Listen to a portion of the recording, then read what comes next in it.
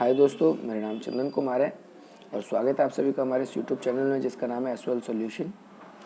आज हम सभी ने आपके सामने एक नई वीडियो लेकर आए हैं जो कि चाहे बीए प्रोग्राम का फर्स्ट ईयर का स्टूडेंट हो, सेकंड ईयर का और थर्ड ईयर का। देखो सेकंड थर्ड ईयर का पहला एग्जाम है तो उसके लिए तो ये वीडियो बहुत ज़्यादा इंपॉर्टेंट है। और फिर फर्स्ट ईयर वाले तो उनके पास अभी समय है क्योंकि अभी उनका अगले महीने ही एंड में उनका एग्ज़ाम स्टार्ट होगा, तो अभी उनके लिए टाइम है। तो सेकंड और थर्ड ईयर वाले इस वीडियो को मिस ना करें और एंड तक देखें। आपको कोर्स से रिगार्डिंग कोई भी क्वेश्चन हो, कोर्स क्या है, कितने प्रकार का होता है, द्विभाषीय कोर्स कौन सा होता है, इंग्लिश हिंदी कोर्स कौन सा होता है, समानांतर कोर्स कौन सा होता है, इस वीडियो में आपको सारी डिस्क्रिप्शन कोर्स से रिगार्डिंग कोई क्वेश्चन ऐसा नहीं रहेगा जो आपको ना आए। तो सबसे पहला कि इसके अंदर क्वेश्चन ये आएगा कि कोश, सबसे पहली बात ये आ गई कि कोश का प्रयोग, अब कोश होता क्या है पहले मैं आपको बता दूं। देखो कोश जो होता है इसे आप अंग्रेजी में डिक्शनरी कहते हैं। इसका प्रयोग आप कब करते हैं? इसका प्रयोग आप इस तरीके से करते हैं कि यदि कोई आपको शब्द नहीं आता, मेनली हम इसलिए प्रयोग करते हैं कि हमें कोई शब्द का अर्थ नहीं पता, उसकी उत्पत्ति नहीं पता, तो हम उसको देखने के लिए हम उसको प्रयोग करते हैं। लेकिन कोश है क्या असल मायने में, ये पूछेगा आपसे, तो आपको अच्छे से लिखना होगा। तो अच्छे से उत्तर कैसे लिखेंगे सबसे पहले जान लेते हैं। देखो जो कोश है और एक कोश है, इन दोनों शब्द का प्रयोग पहले एक ही शब्द के लिए होता था, मतलब दोनों का मतलब एक ही होता था। लेकिन 20वीं शताब्दी में जो भी हिंदी के विचारक थे, उन लोगों की जो मानसिकता है, विचारधारा है, उसमें परिवर्तन आया, दृष्टिकोण में बदलाव आया और जो कोश और जो कोश है, इन दोनों शब्दों का अर्थ भिन्न भिन्न दे दिया। जो ये कोश है इसे राजकोष यानी धन संपत्ति के लिए दे दिया गया, और जो दूसरा कोश है इसे एक ऐसी व्यक्ति, ऐसी वस्तु या ऐसी चीज़ों को दे दिया गया जिनमें कुछ चीज़ें हम ग्रहण कर सकते हैं, जैसे बाल्टी, डिब्बा, समझ में आ रहा है ना दोस्तों, कटोरी, इस तरीके से इसको दे दिया गया। अब बात आती है कि जो कोश है वो होता क्या है। देखो कोश कहाँ से निकला भाई, कैसे शब्द आएगा इसका, कैसे नहीं। तो कोश को अंग्रेजी में डिक्शनरी कहते हैं, जैसे हमने बताया। और ये क्या है आपका, एक लैटिन भाषा कह लो या एक ग्रीक भाषा कह लो। इसके क्या है कि डिकेर से बना है, डिकेर से बना है, जिसका अर्थ होता है कि हम जिसमें कोई ना कोई चीज़ संग्रह कर सकते हैं। जो कोश है, कोश यानी एक ऐसा ग्रंथ, ऐसे ग्रंथ को कहा जाता है। अब देखो कोश की हम सीधा परिभाषा लिख रहे हैं जो आपको लिखना ही लिखना है, पेपर में पक्का लिखना है। तो कोश यानी, कोश एक ऐसा ग्रंथ को कहा जाता है जिसमें किसी एक भाषा के शब्द बाईं ओर लिखे होते हैं। बाईं मतलब आपका उल्टा था, किसी भी एक भाषा में बाईं ओर शब्द लिखे होंगे और उसके अर्थ ठीक उसी भाषा में या एक दूसरे भाषा में उसके सामने दिए होते हैं, ठीक उसके सामने। तो उसे हम क्या बोलते हैं, डिक्शनरी। जैसे मैंने नीचे आपको बताया गया है, जैसे गो है, गो शब्द है, इसका अर्थ ठीक इसके सामने लिखा है। हो सकता है इसी भाषा में भी लिखा हो सकता है। जब इसी भाषा में लिखा होता है, एक ही भाषा का, जैसे गो इंग्लिश में लिखा है, इसका अर्थ भी हम इंग्लिश में ही लिखते, तो ये एक भाषीय कोश होता है। लेकिन हमने देखा कि कोश इंग्लिश में लिखा है, उसका अर्थ हिंदी में लिखा है, तो इसको हम क्या कहेंगे, ये द्विभाषीय कोश हो जाएगा। तो ये कोश इसी प्रकार से, अब एक भाषीय कोश की आपको परिभाषा अगर देनी होगी तो आप उसको किस तरीके से देंगे। अभी देखो हम इसके प्रकार के बारे में बात करेंगे, तो हम एक भाषीय द्विभाषीय कोश के बारे में बात करेंगे। सबसे पहले हम बात करते हैं कि समानांतर कोश क्या होते हैं। देखो समानांतर कोश, ये क्वेश्चन अलग से ही आपके पेपर में पूछा जाता है। तो हम देखते हैं कि जो कोश होता है मेनली दो प्रकार का होता है, एक भाषिक कोश होता है, एक भाषेत्तर कोश होता है।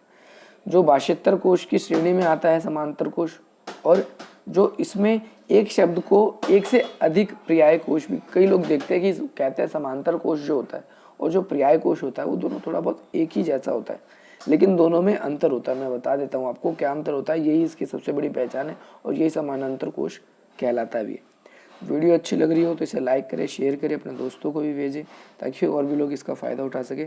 सबसे पहली बात कि हम देखते हैं कि कभी कभी समानांतर कोश और पर्याय कोश में भ्रम पैदा हो जाता है हमारे सामने, मतलब हम अंतर नहीं कर पाते।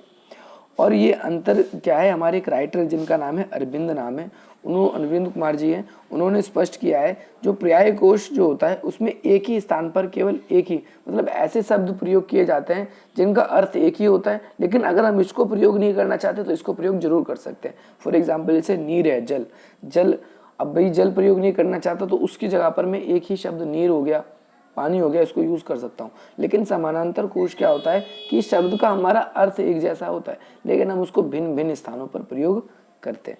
तो ये होता है आपका समानांतर कोश। आई होप ये आपको कोश, समानांतर कोश समझ में आ गया हो। जरा अब हम आगे बात करते हैं कि कोश के कितने प्रकार होते हैं। तो देखो कोश के प्रकार के बारे में हम आपको बता दें, इसके प्रकार ही पेपर में ज़्यादातर मेनली पूछा जाता है। तो सबसे पहले प्रकार इसका पूछा जाता है। देखो जितने प्रकार हैं वो तो आपको ये विजिबल हो गया, 15 प्रकार के कोश होते हैं। लेकिन मेनली अब इसमें एक तो द्विभाषीय कोश पूछा जाता है। द्विभाषीय कोश आपको किस तरीके से भी पूछ सकता है, अंग्रेजी हिंदी शब्दकोश की विशेषताएं बताइए। तो द्विभाषा, एक भाषा अंग्रेजी और एक भाषा हिंदी, तो इस कोश की परिभाषा आपसे पूछ सकता है, या पूछ सकता है क्या होता है। तो आप मेनली लिख देंगे वही परिभाषा, जैसे मैंने आपको बताया था कि द्विभाषीय कोश वो कोश होते हैं जिसमें किसी भी एक भाषा में शब्द बाईं ओर लिखे होते हैं और उसके अर्थ ठीक दूसरी भाषा में उसके सामने लिखे होते हैं।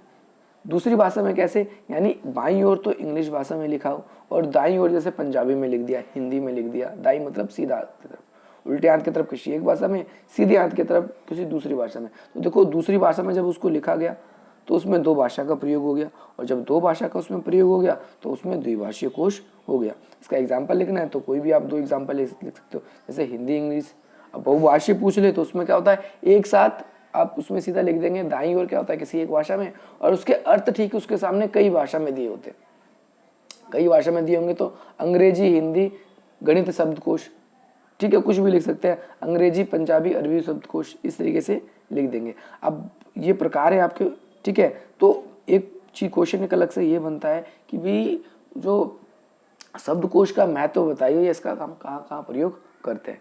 तो शब्दकोश का हम प्रयोग देखिए दोस्तों कहाँ कहाँ करते हैं, या इसका महत्व पूछ ले, एक ही क्वेश्चन है, क्यों हमारे लिए महत्वपूर्ण है तो भी एक ही क्वेश्चन है, आपको कंफ्यूज नहीं होना, सीधा सीधा आपका उसका उत्तर लिखना है। तो सबसे पहले शब्दकोश का निम्नलिखित प्रयोग करते हैं हम, निम्नलिखित रूप से इसका महत्व है। तो सबसे पहले यदि आपको किसी भी शब्द का एक पर्यायवाची जानना हो तो क्या करते हैं आप, शब्दकोश का प्रयोग करते हैं। यदि आपको किसी भी, इसका ये महत्व है, यदि किसी भी मुहावरे का अगर आपको अर्थ जानना होता है तो आप किसका प्रयोग करते हैं, शब्दकोश का प्रयोग करते हैं। यदि आपको किसी शब्द की उत्पत्ति देखनी होती है कि कहाँ से उत्पत्ति हुई है इस शब्द की, तो आप क्या देखते हैं, शब्दकोश देखते हैं। यदि आपको ये जानना होता है कि इस शब्द का अनेकार्थी क्या होगा, ठीक है, उसकी परिभाषा क्या होगी, कहाँ से उत्पन्न हुआ है, तो उसके लिए भी हम देखते हैं। विलोम शब्द के लिए भी उसी को देखते हैं हम। जो हमारा शब्दकोश रहता है उसका प्रयोग किस प्रकार से किया जाना चाहिए, किस प्रकार से नहीं किया जाना चाहिए। किसी शब्द के साथ तुलना करनी है हमें कि भैया ये कहाँ प्रयोग होगा, ये कहाँ प्रयोग होगा, तो उसके लिए हम किसका प्रयोग करते हैं, शब्दकोश का प्रयोग करते हैं, जैसा कि आपको बताया गया। तो ये कोश की पूरी डिस्क्रिप्शन रही आपके सामने। अब आपके एग्जाम में अगर कोई भी क्वेश्चन आए, आई होप, मेरे को नहीं लगता कि कोई रहेगा। अब लास्ट 10 ईयर को भी उठा के देखेंगे तो ये क्वेश्चन हैं जो कोश से रिगार्डिंग बनते हैं। वीडियो अच्छी लगी हो लाइक करें, शेयर करें, सब्सक्राइब करें, दूसरे दोस्तों, कॉलेज ग्रुप, भाई बहन जितने भी उन सबको भेजें इस क्वेश्चन को। धन्यवाद, थैंक्स फॉर वॉचिंग एसवेल सॉल्यूशन।